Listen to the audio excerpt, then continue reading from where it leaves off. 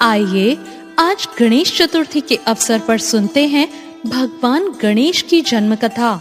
एक बार की बात है, कैलाश पर्वत जो कि भगवान शिव और माँ पार्वती का निवास स्थान है, जब माता पार्वती स्नान कर रही थी, उन्होंने अपने उपटन से एक सुंदर बालक की रचना की और उसमें प्राण फूंक दिए। वही उनके पुत्र बने बाल गणेश। माता पार्वती ने उनसे कहा, बेटा मैं स्नान करने जा रही हूँ, तुम मेरे द्वार पर पहरा देना और किसी को अंदर मत आने देना। वो बालक अपनी माँ के प्रति अत्यंत निष्ठावान था।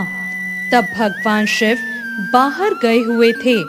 जब भगवान शिव लौटे तो गणेश ने उन्हें प्रवेश करने से रोक दिया, क्योंकि गणेश नहीं जानते थे कि भगवान शिव कौन है।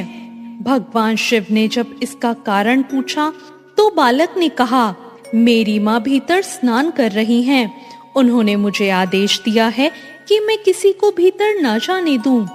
उस समय बालक को ये ज्ञात नहीं था कि शिव जी ही उसके पिता हैं। वो तो केवल अपनी माँ के आदेश का पालन कर रहा था। शिव जी भी बालक को पहचान नहीं पाए। अपने ही घर के द्वार पर रोके जाने से वो क्रोधित हो उठे। उन्होंने अपने गणों को आदेश दिया कि इस बालक को यहाँ से हटाओ, परंतु माता पार्वती के आशीर्वाद से वो बालक अजय था और उसने समस्त गणों को परास्त कर दिया। अंत में भगवान शिव को बहुत क्रोध आया और वो स्वयं उससे युद्ध करने लगे और उन्होंने त्रिशूल से उस बालक का मस्तक काट दिया। कुछ समय बाद जब पार्वती जी बाहर आई तो अपने प्रिय पुत्र का शव देखकर विलाप करने लगी। उन्होंने शिव जी को बालक की वास्तविकता बताई और क्रोधित होकर कहा, यदि मेरे पुत्र को जीवित नहीं किया गया तो मैं संपूर्ण सृष्टि का विनाश कर दूंगी। ये सुनकर ब्रह्मा जी भी प्रकट हो गए और पार्वती जी को शांत करने लगे। शिव जी को भी अपनी भूल का एहसास हुआ और उन्होंने माता पार्वती से क्षमा मांगी।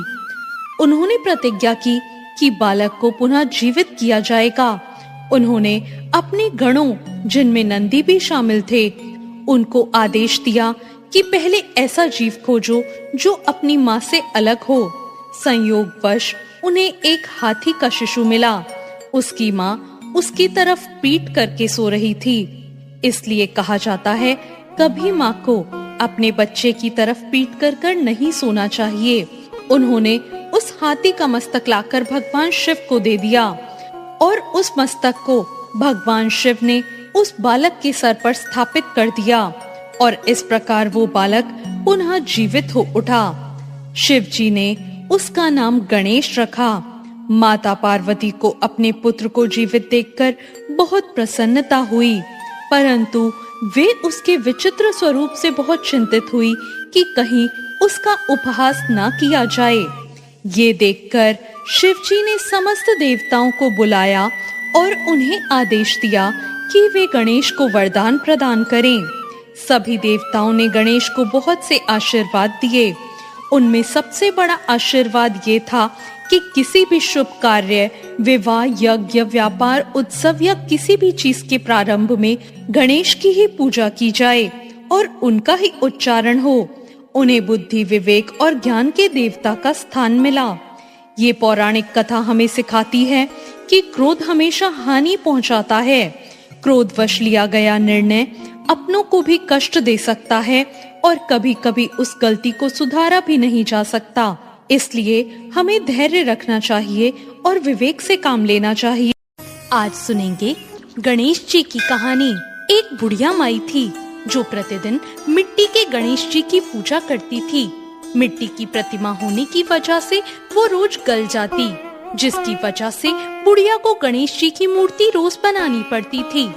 उस समय उसने एक सेठ का मकान बनते देखा।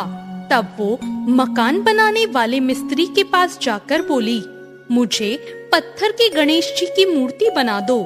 मिस्त्री बोले, जितने में हम तेरे पत्थर के गणेश जी घड़ेंगे उतने में तो हम अपनी दीवार ना चिनेंगे। इस पर बुढ़िया बोली, भगवान करे तुम्हारी दीवार ही टेढ़ी हो जाए।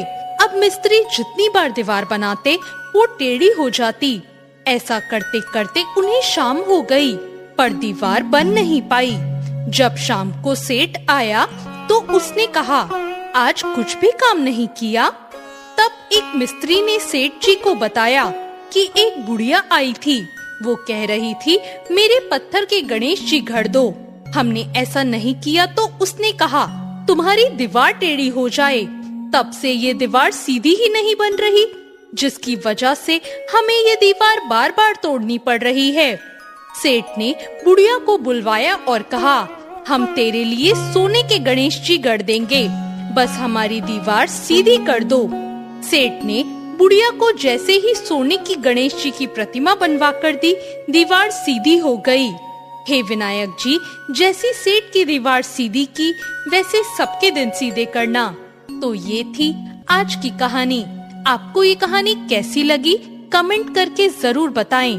चैनल को सब्सक्राइब करें, वीडियो को लाइक करें। धन्यवाद।